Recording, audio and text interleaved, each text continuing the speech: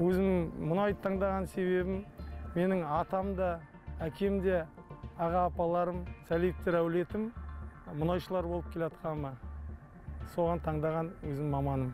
Мен бұрын бала кезімнен әкемнің қасына өндіріске әкем апарып, өндірісті көрсетіп, сол жерден көргенімді қызығып, мұнай саласының университетіне түсіп, оқуымды бітіріп, әкемнің жолын жалғастырдым. Қазіргі кезге дейінгі қосқан үлесім ұлттық компанияға өндіріске араласқаннан бері бұрғылау, ұңғыны қазуға жерге түскеннен басталатын процестің, өнімімізді қазанға май құйылатын процесс технологияларын өзімнің көзімнің алдыма өткізіп, сол процесстерді үйрендім қазіргі кезге дейін.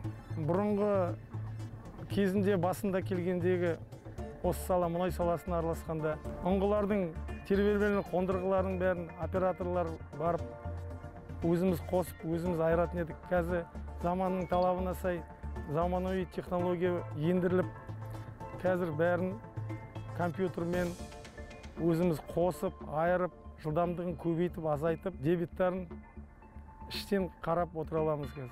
Артында өсіп жатқан ұрпаққа осы мұнай саласындағы университет оқуларына түсіп, өздерінің мамандарыңа ие болуларын тілектеспін.